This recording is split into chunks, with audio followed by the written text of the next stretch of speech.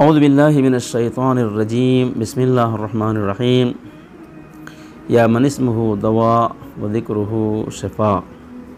ناظرین السلام علیکم۔ آپ حضرات ہماری سیریز حلال مشکلات مناظرہ فرما رہے ہیں۔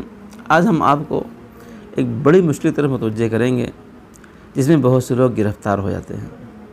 وہ کیا ہے؟ وہ انسان جب مشکل میں پڑتا ہے اور فائنینشیل پرابلم ہوتی ہے تو اپنے کام کو نکالنے کے لیے لوگ قرض لیتے ہیں اور اس قرض کے بوجھ تلے دب جاتے ہیں۔ البتہ یاد رکھیے کہ ہم بہت سے موقع کے اوپر قرض غیر ضروری لیتے ہیں۔ یاد رکھیے، غیر ضروری قرض اسلام میں منع کیا گیا۔ قرض ایک پورا چیپٹر ہے، اس میں قرض لینے کے آداب، قرض دینے کے آداب، قرض لینے کے احکام، قرض دینے کے احکام اسلام میں بیان کیے گئے ہیں۔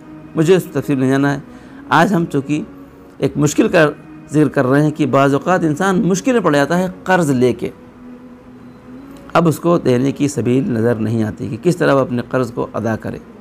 پھر عرض کروں کہ غیر ضروری قرض، خاص طور سے بچیوں کی اور بچوں کی شادی کے موقع پر ہم غیر ضروری قرض لیتے ہیں اور بلا وجہ خرچ کر کے قرض لے کے اسراف کرتے ہیں، گناہ کا شکار ہوتے ہیں۔ اے عزیز، اپنی شادیوں کو آسان کریے، جو بغیر قرض کے ہو تو بہتر ہے۔ تو آپ قرض لیجئے، ضرورت پڑنے پر قرض لیجئے، غیر ضروری قرض لینے سے آپ پرہیز کیجئے۔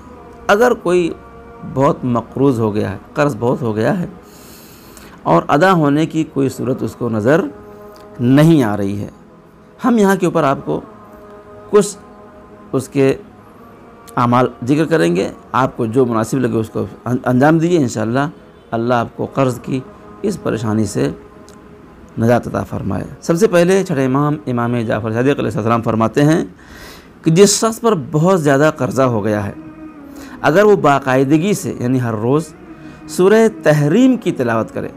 سورہ تحریم کل 12 آیت ہے، ٹھیک ہے؟ اگر روزانہ آپ سورہ تحریم کی تلاوت کرتے تو انشاءاللہ آپ کا قرضہ ادا ہو جائے گا۔ اب کیسے ادا ہوگا؟ انشاءاللہ اللہ اس کے ادا کرنے کی سبیل آپ کے لیے فراہم کرے گا۔ تو سورہ تحریم باقاعدہ پڑھنے سے قرض کی ادائیگی ہو جاتی ہے، چھٹے امام کا ارشاد ہے۔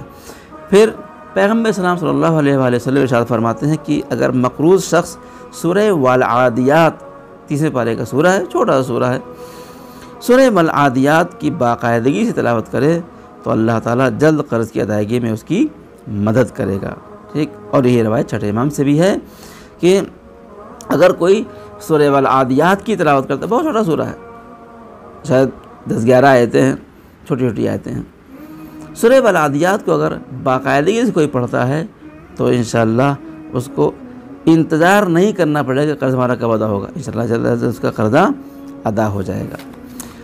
سید ہیبت اللہ راوندی فرماتے ہیں جو سورہ طارق، یہ بھی 30ویں پارے ایک چھوٹا سورہ ہے، والطارق، سورہ طارق کو قرض کی ادائیگی کی نیت سے پڑھے گا، اس کا قرض انشاءاللہ آسانی سے ادا ہو جائے گا۔ یہ چھوٹے چھوٹے سورے ہیں، ان سوروں میں اثر ہے اور ان سوروں کا ہم قرض کی ادائیگی کی نیت سے پڑھ رہے ہیں، وہ مسئلہ حل ہوگا الگ، اس کے پڑھنے کا جو ثواب ہے وہ پوری تفصیل ہے، وہ ثواب آپ کے لیے الگ سے محفوظ ہے۔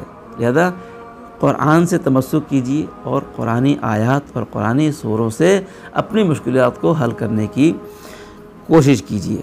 آیت اللہ مرشی آل اللہ مقامو، خدا ان کو غریق رحمت فرمائے، ان کے پاس ایک شخص غمزدہ، مقروض، پریشان حال آیا اور کہا آقا اتنا قرضدار ہو گیا ہوں کہ نیند اڑ گئی ہے، رات بھر نیند نہیں آتی قرض کے فکر میں، بعض اوقات تو رات میں جاگنے کی وجہ سے صبح کی نماز بھی قضا ہو جاتی ہے۔ آیت اللہ مرشی اللہ مقامو فرماتے ہیں کہ نماز فجر کے بعد 110 مرتبہ، نماز فجر کے بعد 110 مرتبہ 110 ٹائم کیا پڑھو؟ اللہم اغننی بحلالک عن حرامک بفضلک عمن سواک، دو جملہ ہے، اللہم اغننی بحلالک عن حرامک بفضلک عمن سواک، 110 مرتبہ نماز فجر کے بعد آپ اس کو پڑھ لیجئے۔ مقروض نے اس وظیفے کے مطابق عمل کرنا شروع کیا یہاں تک کہ سارا قرضہ اس کا ادا ہو گیا، اور پھر اس نے جس کو بتایا کہ میرا دفعہ قرض ہے تو یہ دعا پڑھو، کہتے ہیں کہ جس نے اس عمل کو انجام دیا اس کا قرضہ ادا ہو گیا۔ اللہ مسبب الاسباب ہے، ہم اس سے توسل کریں، اپنی مشکلات کو اس کے سامنے بیان کریں، اللہ ہماری مشکلات کو دور کرے گا۔ راہ اس کے پاس بہت سارے ہیں، دروازے اس کے پاس بہت سارے ہیں، ان دعاؤں کے ذریعے سے ہم ان دروازوں کو کھول سکتے ہیں۔ لہذا ہمیں چاہیے کہ ہم ان دعاؤں سے توسل کریں۔ اور پھر سورہ مبارکہ الحمد، سورہ الحمد اگر کوئی 41 ڈیز 41 دن 41 مرتبہ، ہر روز 41 مرتبہ سورہ الحمد کو قرض کی ادائیگی کے لیے پڑھے تو پہلے ہی ہفتے سے اس کا اثر ظاہر ہونا شروع ہوتا ہے۔ لیکن یہاں پہ ذرا سی مشکل ہے۔ مشکل کیا ہے؟ مشکل یہ ہے کہ پڑھنے کی جگہ اور پڑھنے کا وقت سیم ہونا چاہیے۔ مثلا آپ صبح 6 بجے پڑھ رہے ہیں اور جہاں پہ آپ کا مصلی بچھا ہے، سب گھر میں عشو خانے ہیں، مصلی بچھا ہے آپ وہیں پڑھتے ہیں، تو 6 بجے اسی مصلی پر 41 دن 41 مرتبہ الحمد کا سورہ پڑھیے۔ روایت میں ہے کہ پہلے ہی ہفتے سے آپ کو اس کا اثر ظاہر ہونا شروع ہو جائے گا۔ اگر بیچ میں جگہ بدل جائے، اگر بیچ میں وقت بدل جائے تو پھر سے 1 سے شروع کرنا ہوگا۔ تھوڑا سا سخت ہے لیکن انشاءاللہ الحمد کے سورہ میں بڑی طاقت ہے۔ چھٹے امام فرماتے ہیں کہ الحمد کا سورہ اگر مردے پڑھایا تو عجب نہیں مردہ اٹھ کے بیٹھ جائے۔